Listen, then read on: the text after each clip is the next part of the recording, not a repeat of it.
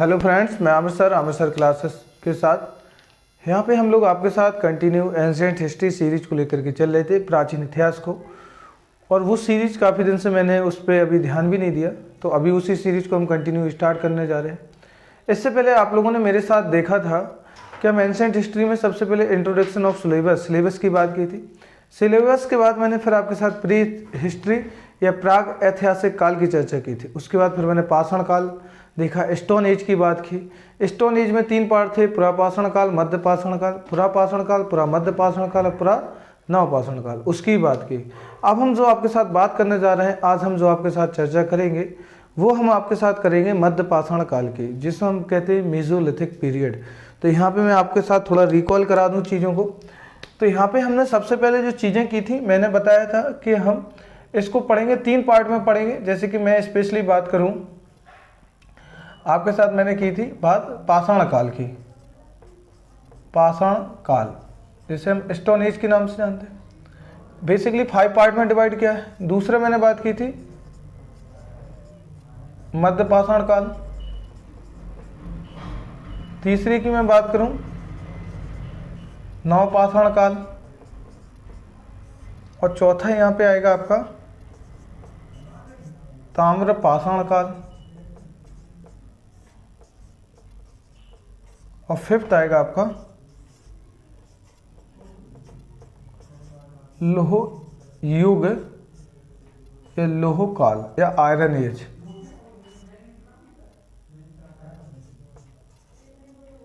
क्या आएगा? लोह काल, जैसे हम क्या कहेंगे आयरन एज, इसको हम पढ़ेंगे।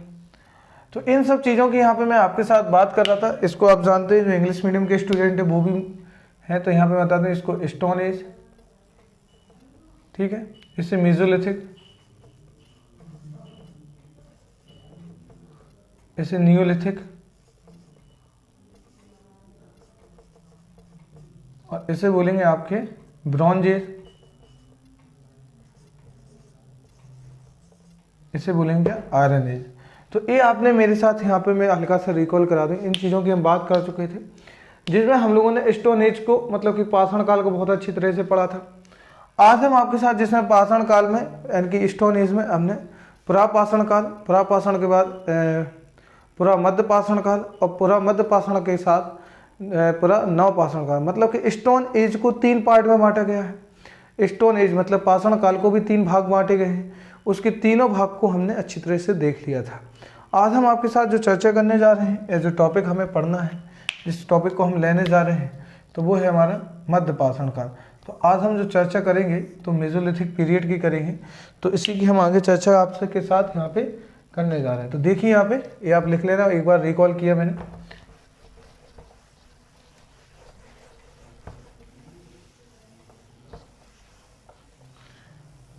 अब देखिए यहाँ पे, तो आप हेडिंग डालना। सेकंड नंबर पर क्या है? मध्य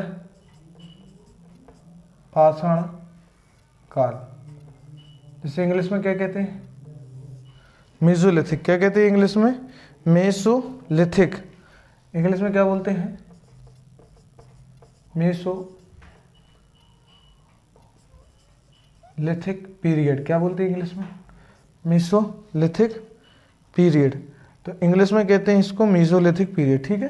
तो ये आप देखना। अब मैं इसकी बात करूं तो मैंने हर बार बोला था आपसे कि जितनी भी चीज़ें पढ़ेंगे, चाहे पुरापाषाण काल पढ़ें, मध्य पाषाण काल पढ़ें, नवपाषाण काल पढ़ें या ताम्र पाषाण काल पढ़ें या फिर लोह काल पढ़ें, आयरन एज पढ़ें, उन सबको हम 4 पार्ट में डिवाइड करेंगे।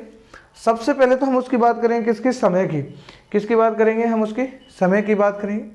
समय के बाद फिर उसके देखेंगे लक्षण। लक्षण का मतलब क्या रहता है?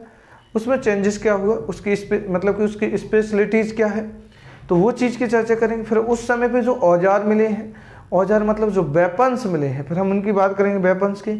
वेपन्स के साथ साथ जो हम बात करने वाले हैं, फिर हम बात करेंगे क्षेत्र मतलब एरिया, स्थल की, कि इस जगह कहाँ पे है। तो ये 4 पॉइंट की मैंने आपसे हर बार बात की थी। तो मध्य पाषाण काल का हम सबसे पहले यहाँ पे स्पेशली बात करूँगा। थोड़ा सा मैं बता दूँ, इस पीरियड के भी एक राइटर रहे हैं जिसने इस चीज़ की बात की है, और ये बात है 8067 की।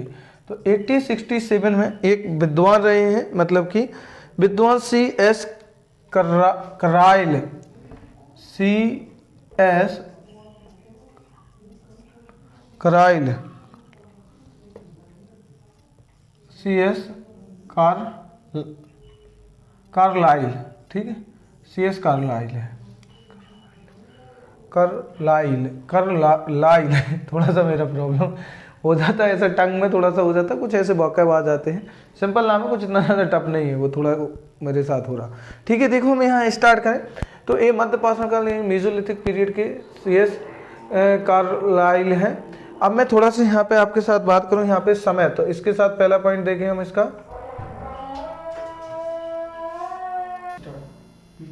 तो देखो यहाँ पे मध्य पाषाण काल का हमने देख लिया कि इसके जो विद्वान थे, जो कौन थे, इसके विद्वान थे जिनने यहाँ पे पूरा कॉन्सेप्ट दिया हुआ है। ठीक है, अब मैं बात कर रहा हूँ इसमें पहला, सबसे पहले हम यहाँ पे, मैंने पहले बोला था हम समय की चर्चा करेंगे, किसका, टाइम। तो टाइम देखेंगे हम कि किस समय से किस समय तक रहा। समय आपका जो रहा है वो 10,000 से, मतलब कि 10,000 से कितना,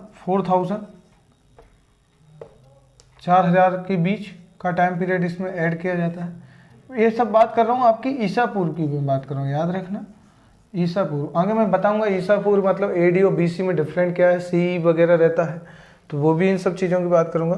तो यहाँ पे समय जो इनका है 10,000 से 4,000 बात करूंगा, 10 से 4। अब मैं बात करता हूँ इनके स्पीसीज, इनका क्रमागत विकास कैसे हुआ, या फिर इनका बात कर सकते हैं लक्षण। तो इनका विकास या डेवलपमेंट की बात करें, इसी को हम बोलेंगे इनके लक्षण, क्या क्या इनमें चेंजिंग आए, पहले पीरियड के कंपैरिजन में अभी क्या चेंजिंग आए। तो देखो सबसे पहले मैं यहाँ पे आपके साथ यहाँ पे चर्चा कर चुका था और बात भी कर चुका था, यहाँ पे इन लोगों ने क्या, धनुष और बाण, धनुष और बाण का उपयोग करने लगे। क्या है, शिकारी थे, शिकारी ही रहेंगे, अभी शिकार करेंगे, धनुष बाण है शिकारी, और क्या, आंखें टक, एक जगह से दूसरी जगह, आंखें टक, आंखें टक बोलते हैं एक जगह से दूसरी जगह कर जाना। और मैं बात करूं कि और क्या करेंगे, विकास लक्षण ये रहेगा, धनुष और बाण का उपयोग, शिकारी थे, आंखें टक थे। यहाँ पे क्या, पशुपालन करने लगे, क्या करने लगे, पशुपालन, पशुपालन करना सीख गए हैं। पशुपालन में सबसे पहला जो मिलता है, जो पहला साक्ष्य जो मिलता है, पहला पशु इनने कौन सा पाला, तो सबसे पहला पशु जो मिलता है वो कुत्ता मिलता है, कौन सा, डॉग, कुत्ता, डॉग। इम्पोर्टेंट रहेगा कि पहला जो साक्ष्य मिलता है एनिमल, मतलब कि पशुपालन करने में, हस्बेंड्री करने में, तो यहाँ पे जो मिलता है एनिमल हस्बेंड्री में पहला जो एविडेंस मिलता है वो आपका कुत्ता मिलता है। आंखें टक तो थे ही, एक जगह से दूसरी जगह जाना, शिकार करना, शिकार के लिए 2-2, 3-3 दिन, 10-10 दिन तक जंगलों में शिकार करते रहते थे। ये सब चीज़ों की यहाँ पे चीज़ें मिलती हैं और ये तो मिलेंगी। अब मैं थोड़ी सी और इसमें बात करूँ और क्या क्या इसमें चेंजिंग आएगा उनकी भी हम बात करेंगे। इससे पहले अभी तक यहाँ एविडेंस नहीं मिलती, लेकिन यहाँ पे समाधान के एविडेंस मिलते, मतलब समाधान मतलब अंतिम संस्कार के, कि इनकी जो डेड बॉडी है इस समय पे जो कंकाल मिले, तो उनसे पता चलता है कि यहाँ पे ये लोग अंतिम, मतलब कि दफनाना, जैसे बॉडी को दफना देना या जला देना, ऐसा कुछ सीख गए थे। यहाँ पे समाधान का साक्ष्य मिलता है यहाँ पे। और क्या मिलता है, यहाँ पे जो लेडीज थी, औरतें थी, तो वो क्या करने लगी थी, पत्थर के क्या, आभूषण का उपयोग देखने को मिलता है, पत्थर के आभूषण का प्रयोग, आभूषण, पत्थर के आभूषण का प्रयोग। तो इन चीज़ों की भी बातें मिलती हैं यहाँ पे जो इम्पोर्टेंट रही। तो इसमें विकास और लक्षण में आप इतनी चीज़ें देख सकते हो। अब मैं तीसरा, तो ये था सेकंड वाला, अब मैं करता हूँ थर्ड पॉइंट की बात, किसकी, थर्ड पॉइंट की बात। तो थर्ड पॉइंट की जो यहाँ पे बात स्पेशली कर रहा हूँ, वो कर रहा हूँ मैं औजार की बात, वेपन्स, वेपन्स। तो औजार की बात करूं, माइक्रोलिथ, क्या, माइक्रोलिथ। अब ये क्या है, तो मैं इसकी थोड़ी बता दूं। माइक्रोलिथ जो इम्पोर्टेंट रहेगा कि अभी जो इनके पास औजार थे, जो हथियार या वेपन्स यूज कर रहे थे, पत्थरों के ही कर रहे थे, इसमें भी पत्थर के ही औजार का उपयोग किया जाएगा, क्योंकि अभी इनको कोई धातु का ज्ञान नहीं है। धातु का नॉलेज जब इनको होगा, या किसी मतलब कि जो मेटल्स हैं वो इनको मिलेंगे ताम्रपाषाण काल में, ब्रॉन्ज एज में। ब्रॉन्ज एज के बाद फिर आएगा आयरन एज, सो उनमें बात करेंगे हम। अभी पूरा स्टोन एज ही चल रहा है। स्टोन एज में ज़्यादातर ये चीज़ें जो यूज करेंगे वो आपकी पत्थर की ही यूज करेंगे ज़्यादातर। तो अब यहाँ पे देखो ये लोग क्या आभूषण पहनने का करने का उपयोग सीख गए। इसके बाद यहाँ पे जो चीज़ें मिलती हैं इसमें जो माइक्रोलिथ मतलब अभी औजार जो बना रहे थे पत्थरों के बहुत ज़्यादा बड़े बड़े औजार बना रहे थे, बड़े औजारों का उपयोग कर रहे थे। अभी इन लोगों ने क्या किया, छोटे छोटे औजारों का उपयोग करना सीख लिया और उनके साथ साथ छोटे औजारों के साथ साथ उनको क्या चिकना बनाना मतलब धारदार बनाना, नुकीला बनाना। तो यहाँ पे जो क्या था उनको नुकीला क्या बोल सकते हैं हम, नुकीला और क्या बोलेंगे धारदार। तो ये देखिए नुकीला और धारदार। यहाँ पे स्पेशली माइक्रोलिथिक में जो था मैं जो बता रहा था आपको, यहाँ पे सूक्ष्म औजारों का उपयोग किया गया। किस में किया गया, सूक्ष्म औजार। सूक्ष्म मतलब छोटे छोटे जो औजार थे, जो वेपन्स थे यहाँ पे वो ज़्यादा नुकीले और क्या थे, धारदार थे। अब मैं यहाँ पे आपके थोड़ी सी चर्चा कर लूँ। मैं स्पेशली अब आपकी बात कर रहा हूँ यहाँ पे स्थल की, कि जगह कहाँ पे है। तो स्पेशल मैं जगह की बात करूँगा आपके साथ। तो देखिए यहाँ पे स्थल जिन्हें हम क्षेत्र कह सकते हैं, किन क्षेत्रों में ये चीज़ें रहेंगी। तो ये आपका स्पेशली 4th पॉइंट आ जाएगा। क्या आ जाएगा, और मैं आपके साथ पहले ही बात कर चुका हूँ कि 4 पॉइंट इसमें हमें स्पेशल पढ़ना है। 4 पॉइंट हमें स्पेशली पढ़ना है इसमें, जिसमें पहला पॉइंट आपका रहेगा समय, दूसरा विकास या लक्षण, तीसरा औजार और चौथा आपका रहेगा स्थल। ठीक है, चौथा क्या रहेगा, स्थल या क्षेत्र की मैं बात करूं तो इसमें 2 क्षेत्र बहुत इंपॉर्टेंट रहेंगे। इसमें 2 क्षेत्र रहेंगे। एक तो इसमें आपका रहेगा बागौर, बागौर आपका राजस्थान, आरजे लिख रहा है, आरजे का मतलब क्या है, राजस्थान। तो ये इंपॉर्टेंट रहेगा। और दूसरा इसमें इंपॉर्टेंट रहेगा आदमगढ़। क्या रहेगा, आदमगढ़। आदमगढ़ कहाँ पे, मध्य प्रदेश, एमपी। तो दूसरा ये इंपॉर्टेंट रहेगा। तो बागौर और राजस्थान से इनके बहुत सारे साक्ष्य मिलते हैं। कहाँ कहाँ से, बागौर और राजस्थान से इनके बहुत सारे एविडेंस मिले हैं। क्या क्या एविडेंस मिले हम उनकी भी चर्चा करेंगे आपके साथ, और उन पर भी हम आपके साथ एक एक पॉइंट पे हम आपके साथ यहाँ पे क्या करेंगे, बात करेंगे। अब यहाँ से किस चीज़ के साक्ष्य मिलते हैं ये देखो इंपॉर्टेंट है। इन दोनों पे 5000 साल ईसा पूर्व, 5000 ईसा पूर्व क्या मिलते हैं यहाँ पे जो मिलते हैं 5000 ईसा पूर्व पशुपालन के साक्ष्य मिलते हैं। किसके, पशुपालन मतलब एनिमल हस्बेंड्री के, पशुपालन के साक्ष्य मिलते हैं। तो ये इंपॉर्टेंट हो जाएगा पॉइंट। क्वेश्चन आएगा कि पशुपालन के साक्ष्य मध्य पाषाण काल में मेसोलिथिक में कहाँ पे मिलते हैं। तो बागौर राजस्थान और आपका आदमगढ़ मध्य प्रदेश। ये वही आदमगढ़ है, नर्मदा घाटी के किनारे है, जिसमें हमें पहला मानव कंकाल मिला था। भारत का पहला मानव खोपड़ी मिली थी यहाँ पे, जो ये मस्तिष्क का पार्ट है, तो ये वाला मिला था। तो यहीं पे उस जगह पे इन सब चीज़ों की क्या हमें बात की गई है। अब मैं अगली मैं बात करूं लेखैया उत्तर प्रदेश। इसमें अगला जगह की बात कर रहा हूं लेखैया। लेखैया जो जगह आती है ये आपकी है कहां पे, इलाहाबाद। इलाहाबाद यूपी। तो इलाहाबाद यूपी में मिला है। अब लेखैया इलाहाबाद यूपी में ये क्यों फेमस है, यहाँ पे जो मिला है वो आपका मानव कंकाल मिले हैं। क्या मिले हैं यहाँ पे, मानव, इस टाइम पीरियड के मानव कंकाल मिले बहुत बड़ी मात्रा में। क्या मिला है यहाँ पे लेखैया इलाहाबाद यूपी में बहुत ज़्यादा या बड़ी मात्रा में क्या मिला है, मानव कंकाल मिले हैं। तो ये चीज़ रहेगा इंपॉर्टेंट, सर्वाधिक मानव कंकाल मिले हैं। ठीक है, सर्वाधिक मात्रा में, तो यहाँ लिख लेना सर्वाधिक, सर्वाधिक ज़्यादातर। ठीक है, अगली मैं बात करूं, अगली जगह है चौपानी मांडो या चौपान मांडो, चौपानी मांडो, चौपानी मांडो। ये क्यों इंपॉर्टेंट है, चौपानी मांडो भी इलाहाबाद यूपी में है। कहाँ पे है, इलाहाबाद यूपी में, उत्तर प्रदेश में है। इसमें क्या मिला है, इसमें आपको जो मिले हैं वो इंपॉर्टेंट रहेगा। इसमें मृद भांड क्या मिले हैं, मृद भांड, मृद भांड प्राचीनतम साक्ष्य मिले हैं, प्राचीनतम साक्ष्य। आप कहोगे सर मृद भांड क्या होता, तो हल्का से ये समझ लीजिए मेरे साथ। मृद भांड क्या है, मृद भांड जो है वो आपके क्या है, मिट्टी के बर्तन। क्या रहेंगे, मिट्टी के बर्तन जिसमें रंगीन है, कई प्रकार के रंग, लाल, काले, पॉलिशदार भी मिले हैं।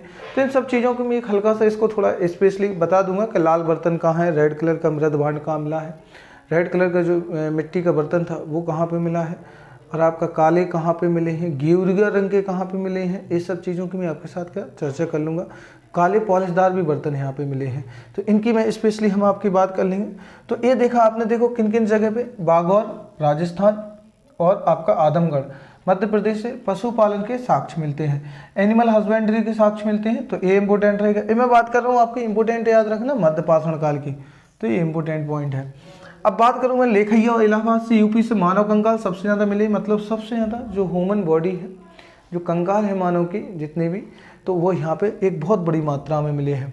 अब यहाँ देखिए दूसरा है चौपानी मांडो, बहुत हर बार एग्जामों में पूछा जाता है चौपानी मांडो, बहुत इंपॉर्टेंट है। यहाँ पे बर्तन मिले हैं, सबसे प्राचीनतम साक्ष्य यहाँ पे स्पेशली मिले हैं। तो एक बार मैं थोड़ा सा, आप ऐसा कीजिए, मैं हटा जाता, स्क्रीनशॉट ले लीजिए, इसको लिख लीजिए थोड़ी देर के लिए।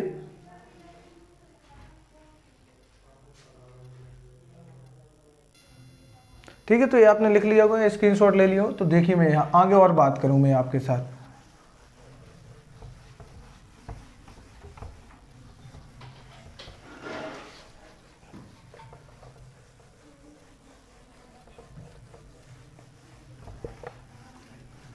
आप लिखते जाइएगा, मेरे साथ नोट्स बनाते जाइएगा, और जो भी डाउट हो तो मुझे कमेंट ज़रूर कीजिए, मैं आपका सॉल्व करने की कोशिश करूँगा। अब आगे हम बात करते हैं, अभी स्थलीय टॉपिक चल रहा है, हमारी जो 4th हेडिंग है उसी पे हम आपके साथ कंटिन्यू बात कर रहे हैं, जिसमें हम बात कर रहे हैं स्थल को लेकर के या क्षेत्र को लेकर के। तो इससे पहले हमने आदमगढ़ को देखा, चौपानी मांडो को देखा, लेखैया को देखा, और आपको किसको देखा, बागौर को देखा।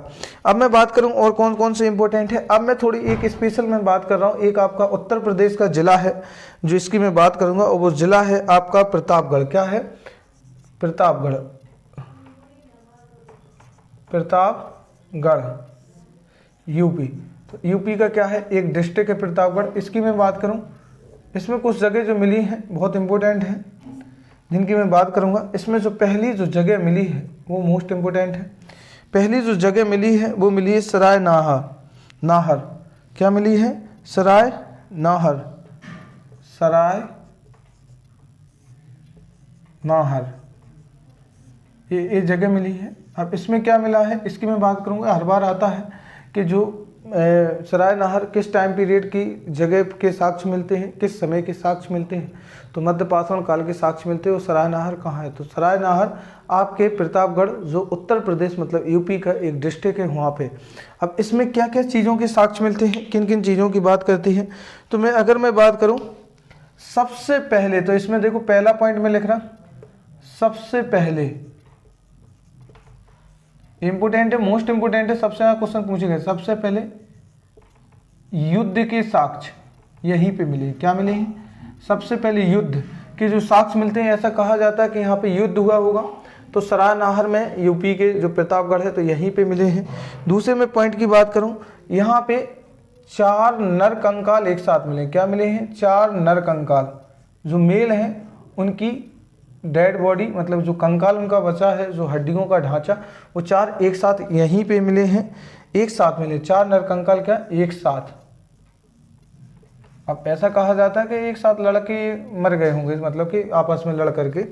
आगे इसमें बात करिए, यहाँ पे क्या मिलता है? स्तंभ गर्त मिलता है। क्या मिलता है? स्तंभ गर्त। ठीक है। दूसरे में पॉइंट की बात करूं जो यहाँ पे इंपॉर्टेंट रहेगी, जो दूसरी जगह है इसी में आपका आएगा, प्रतापगढ़ के ही अंदर आएगा, जिसका नाम है आपका महदहा। महदहा क्या है? महदहा। तो इसकी मैं थोड़ी आपके साथ बात कर लूँ, एक क्यों इंपॉर्टेंट है। महदहा में यहाँ पे क्या मिलता है? ये भी उत्तर प्रदेश यूपी में, ये सब यूपी में आएगा। सेकंड पॉइंट का बात करूँ महदहा में, तो आपका मृग श्रृंग के छल्ले मिले हैं। क्या? मृग श्रृंग के छल्ले।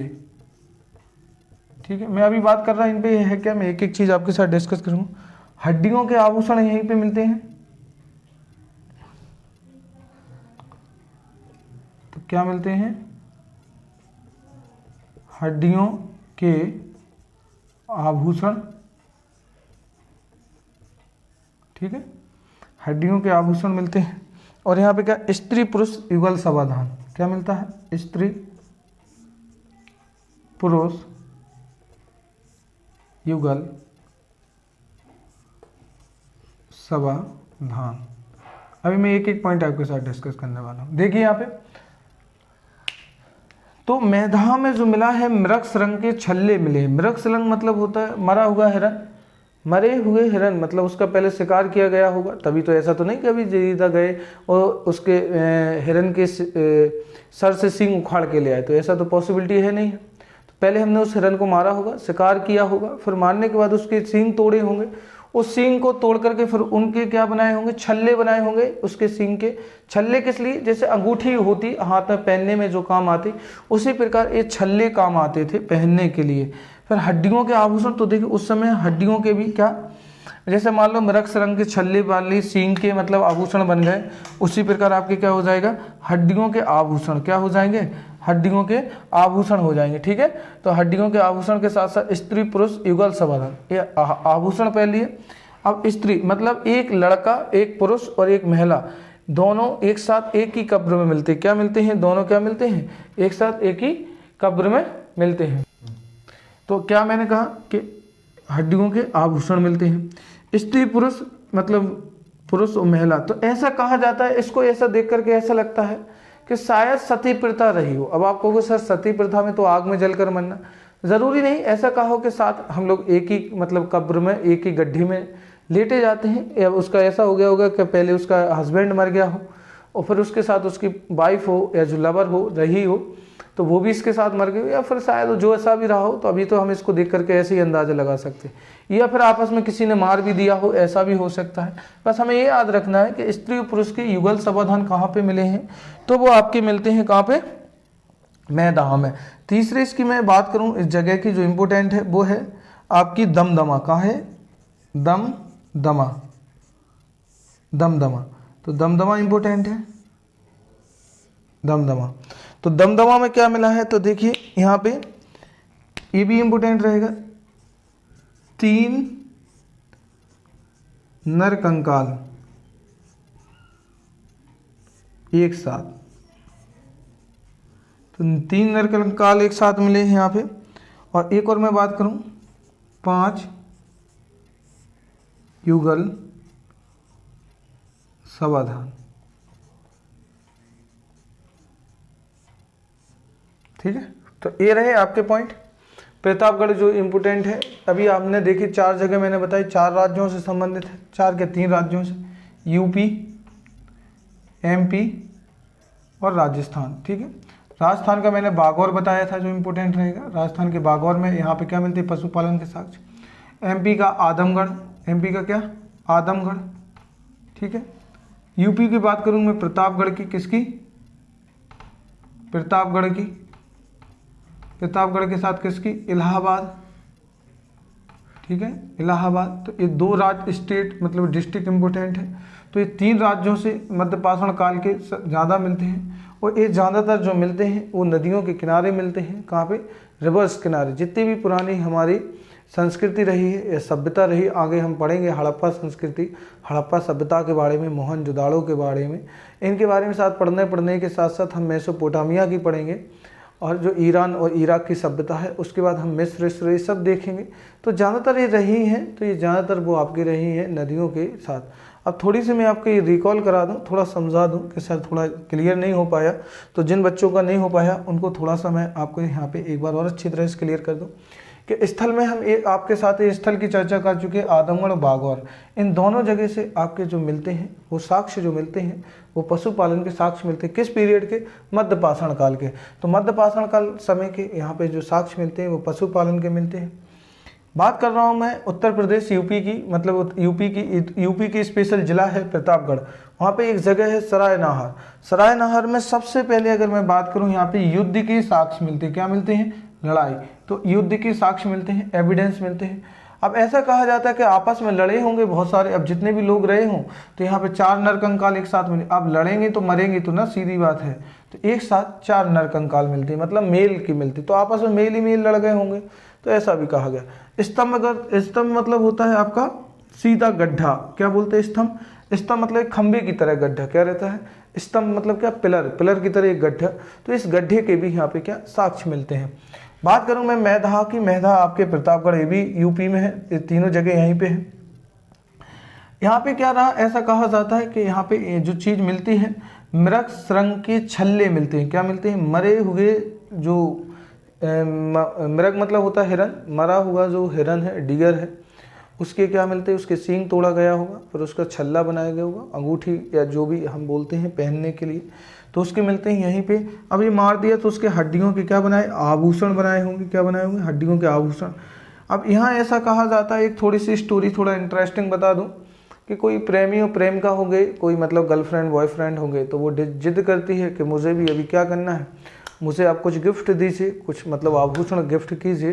तो वो जाता है जंगल में, तो जाके मृग मतलब कि हिरन का शिकार करता है, उसको मार करके उसके सींगों के छल्ले बनाता है अपनी गर्लफ्रेंड के लिए, और फिर उनको छल्लो बना करके लाता है, और साथ साथ उनकी हड्डियां भी लाता है, और उनका भी क्या बनाता है, आभूषण बनाता है। अब वो जब देता है तो कहने लगी मैं तो आपसे मजाक कर रही थी, क्या कर रही थी, और आप तो सचमुच में ये सब करके लाए। तो ऐसा बोलती है वो, मतलब एक स्टोरी सुना रहा है याद करने का, बाकी मजाक है, बाकी कुछ भी नहीं, ऐसा क्या रहा होगा वो हमें पता नहीं। तो ऐसा वो कहती है कि मैं तो आपके साथ क्या कर रही थी, मजाक कर रही थी। जो लड़की है वो कहती है मैं मजाक कर रही थी। इसी चक्कर में उसने क्या किया, अपनी इसको जो गर्लफ्रेंड थी, लड़की है, गर्ल्स को मार दिया। मारने के बाद में पछताता है कि मैंने ये क्या किया, तो खुद भी मर जाता है। ऐसे करके क्या हो गया, पुरुष और यहाँ पे महिला दोनों के एक साथ क्या मिलते हैं, युगल समाधान, एक ही कब्र में दोनों की बॉडी मिलती है। तो ये हो गया आपका कहाँ, मैं दहा में। बात करूँगा दमदमा की।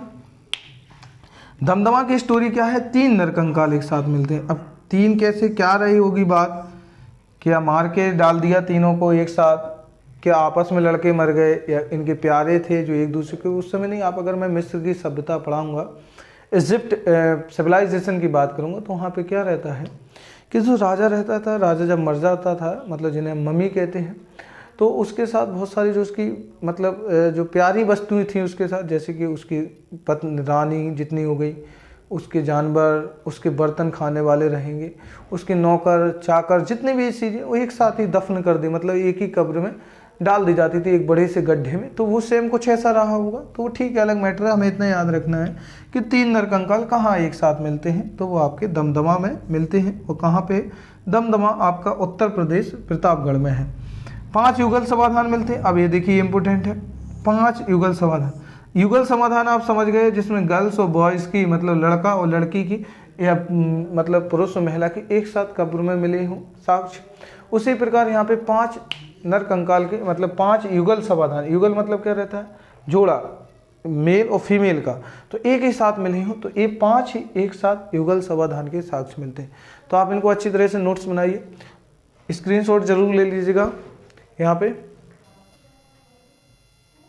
अब हम आपके साथ बात करें तो ये रहा आपका क्या बात की हमने, मध्य पाषाण काल, मेसोलिथिक पीरियड की। तो हमने यहाँ आपके साथ अच्छी तरह से मध्य पाषाण काल की बात कर ली, पाषाण काल, इसकी बात कर ली हमने अच्छी तरह से, मध्य पाषाण काल की। अगला जो टॉपिक होगा हमारा, अगला हम आपके साथ पढ़ेंगे नवपाषाण काल, नवपाषाण काल, ठीक है। इसकी हम चर्चा करेंगे आपके साथ अगले टॉपिक में। यहाँ आप अगर मेंस में आता है और अगर इस तरह से आप लिखते हो, आपका मेंस भी कवर हो जाएगा। मैं बार बार बोल रहा कि यहाँ पे स्पेशल प्री की क्लासें नहीं चल रही हैं, मेंस भी आपका कवर करेगा ये एग्ज़ाम।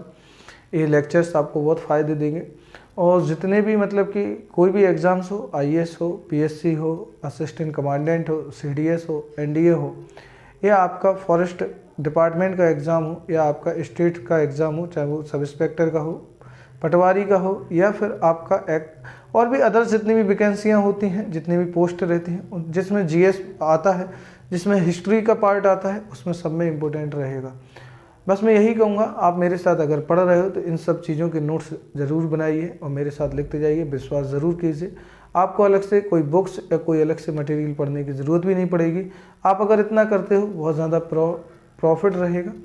और इसके पढ़ने के बाद आप सीधा क्या MCQ ज़रूर सॉल्व कीजिए, जितने मैंने अभी टॉपिक पढ़ा है, आप देखना पता चल जाएगा कि कितना आपको फ़ायदा हो रहा है। बाकी मैं भी आपको MCQ सॉल्व कराऊंगा तो आपको खुद मालूम चल जाएगा। वही MCQ करवाऊंगा सब जो एग्ज़ामों में आए हो गए हैं।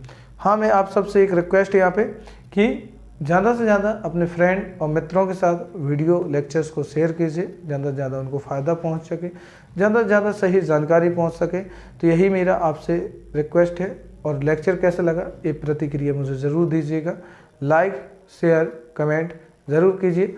मिलते हैं हम लोग एंशिएंट हिस्ट्री के नेक्स्ट पार्ट में, नवपाषाण काल के साथ नियोलिथिक पीरियड में, और उसकी कंटिन्यू बात करते हैं। Okay, thank you.